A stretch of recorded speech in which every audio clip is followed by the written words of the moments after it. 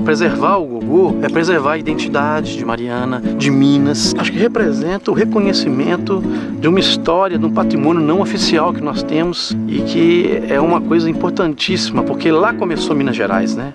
Eles já praticavam a mineração de ouro. O bandeirante, o português, ele não tinha esse conhecimento. A partir do momento que começaram a trazer africanos, esse lugar começou a ser produtivo.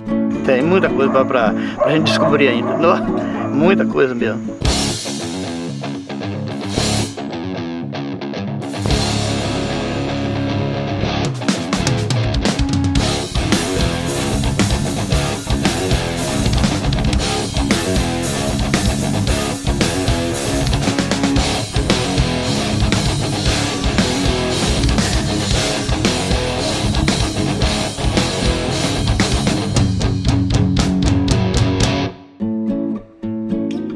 A história de Mariana está diretamente ligada à busca pelo ouro. E hoje eu vou conhecer um pouco dessa riqueza. Não da pedra preciosa, mas das memórias da primeira capital de Minas Gerais.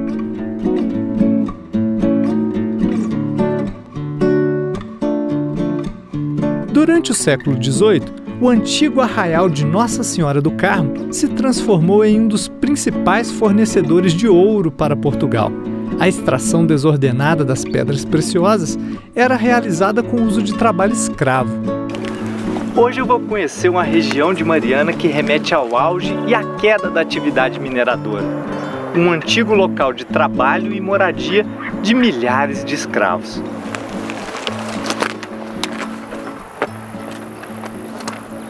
Eram eles que detinham o saber, o conhecimento das técnicas necessárias, as várias técnicas necessárias para que esse ouro fosse recolhido, porque aqui as condições não eram favoráveis. No país de origem, eles já praticavam a mineração de ouro, muito parecida em alguns aspectos, né? Então, quando eles começaram a chegar aqui, aplicaram imediatamente as adaptações, óbvio, né, a condição, e esse lugar começou a ser produtivo. Seja enquanto conhecedor, né, da tecnologia necessária para essa exploração e também enquanto mão de obra, né, a força também, né, porque eram eles os braços que moviam tudo isso que a gente está vendo hoje. O Parque Paisagístico e Arquitetônico Morro do Santana, também conhecido como Gogô, foi criado por um decreto municipal em 2008. A área abrange 131 hectares e revela muitas curiosidades.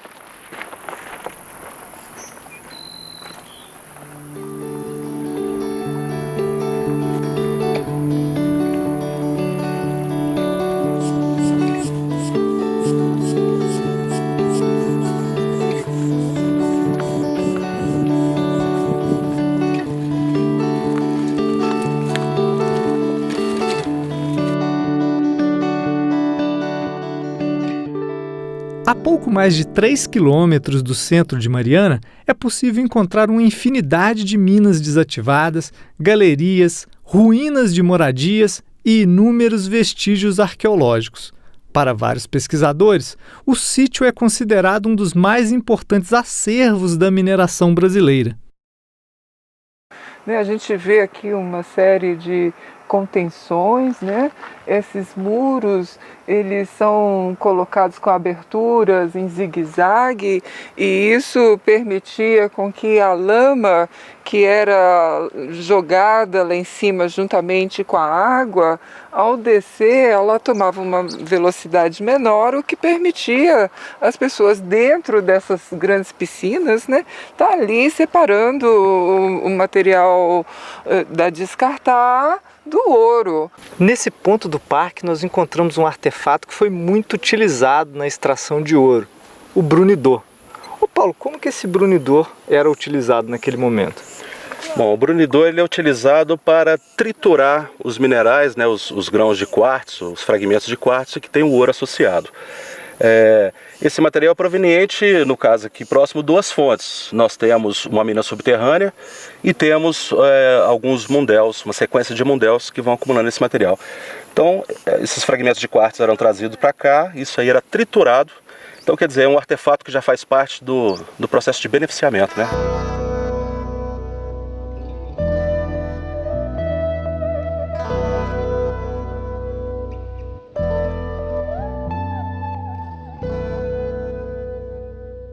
O que representa o tombamento municipal do parque?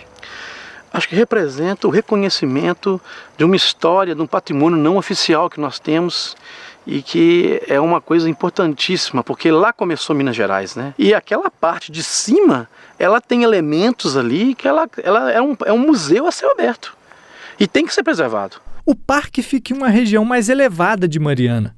Logo que começa a subir, contemplo novas perspectivas da cidade e da bonita cadeia de montanhas. Essa trilha que serpenteia a parte mais alta do parque apresenta uma paisagem fascinante. Um largo planalto interceptado de forma abrupta por essa escarpa rochosa. E muito, muito verde.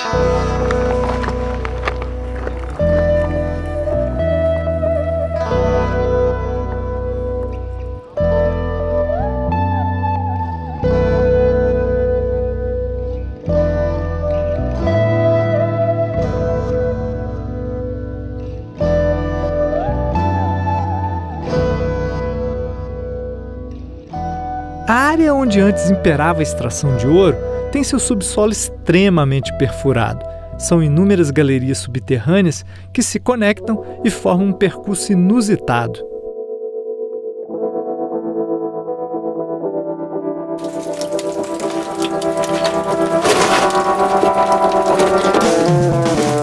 Agora eu vou entrar numa mina onde se explorava ouro e minério de ferro.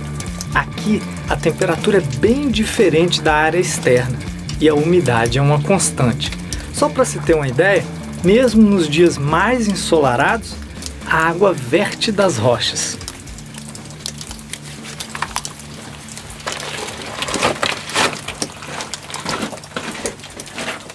Paulo, como era feita a extração de ouro e minério de ferro nesse tipo de mina? Bom, as minas subterrâneas, elas eram escavadas no sentido de procurar os veios. Então, essas descontinuidades, onde surgiam eram depositados, né, os depósitos minerais de ouro, eles têm uma certa, digamos, uma certa fraqueza, né? Então, isso contribuiria, pelo menos, para direcionar os trabalhos. No caso aqui, a rocha, que é o itabirito, ele é um pouco friável, ele desplaca. Então, o fato, olha, ele é bastante... Ele desgasta com uma certa facilidade. Nós temos uma tendência a achar que as minas todas elas estão voltadas à mineração. Mas essa aqui tem algumas características que me fazem crer que ela inicialmente poderia ter sido, sim, voltada para a mineração de ouro, mas ela também, pelo fato de ter água no fundo, ter essa própria escadinha, ela ter, digamos, uma altura maior do que, em geral, né, do que o normal e a largura, eu imagino que ela serviria como uma fonte de um recurso hídrico, né? Uma fonte de água. Quanto mais adentro nos mistérios dessa rede escondida embaixo da terra, mais consigo imaginar as angústias e os desafios daqueles mineradores.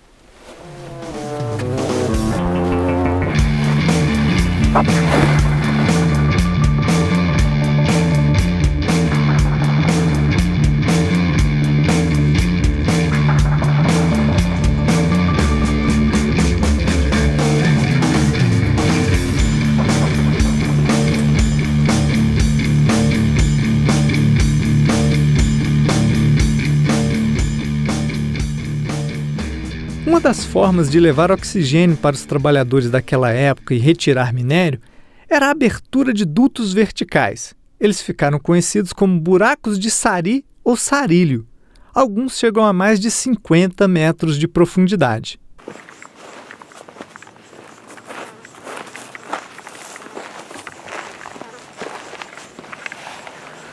Com o crescimento do mato, várias dessas aberturas ficam encobertas.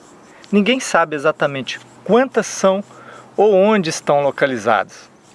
Em uma caminhada de poucos dias por esse local, é fácil contabilizar dezenas de buracos como esse. Verdadeiras armadilhas para turistas e visitantes desavisados. Na sua opinião, o que falta para explorar de maneira segura e consciente o parque? Vontade política. Porque o povo pode muito, mas o povo não pode tudo. A gente esbarra, sim, na vontade política de pegar e falar. Vamos fazer um plano de manejo do parque. Onde que entra no parque, qual é o caminho, as placas, onde que sai, alguém para ficar ali, que é parque municipal. Aí esbarra naquela coisa de interesse político. O Gogô também apresenta indícios de um marco da memória religiosa para a população de Mariana. Trata-se da igreja construída em 1712. A história do templo remonta um caminho longo e muito tortuoso. Nesse local ficava a antiga igreja Nossa Senhora do Santana. Ela era formada por uma estrutura bandeirista que utilizava madeiras e pedras em cantaria. Aqui, por exemplo, ficava o arco de entrada e mais ao fundo, o altar. Ela foi desmontada em 1968 em condições ainda pouco esclarecidas. Mas aonde foi parar essa igreja? O cara tirou uma igreja enorme. Aí fui pesquisar a história da igreja. Realmente existiu a igreja, tem o histórico dela. Aí eu comecei a conversar com as pessoas antigas de Mariana, inclusive até o falecido senhor Pacheco, que ele lembra do caso. Ah, não, essa igreja está lá em BH. Eu falei, o quê? Não, desmontaram aqui e montaram em BH. Aí que virou para mim uma reportagem jornalística. E um colega meu viu um jornal, que não sei porque eu coloquei de novo a foto da igreja. Um dia levei um jornal para ele, eu vou botar um jornal para você. Aí ele falou, não, eu conheço essa igreja, ela está aqui em BH. Eu falei, aqui em BH? Eu vou te levar lá. Aí me levou lá na UniBH e tá a igreja montada lá. Aí eu fui saber da universidade de lá, né, da UniBH. Eles falaram, não, aqui era a Sérgio da Mendes Júnior, nós compramos, já tinha essa igreja aqui, tem as fotos dela aqui. Aí eu discuti, aí comecei a mexer. Aí nós levamos os moradores do Gogô todo para ver se era igreja mesmo, porque segundo a Mendes Júnior, a UniBH, eles montaram a igreja, só que tiraram as partes de artes dela depois. Eles desmontaram de novo, né? E guardaram no galpão do FMG. Então o que ficou lá na UniBH era mais alvenaria, e algumas pedras. E a parte de arte, altar, banco, o teto, as colunas, tal, as pinturas, ficaram lá no galpão. Aí começaram a mobilização para trazer de volta.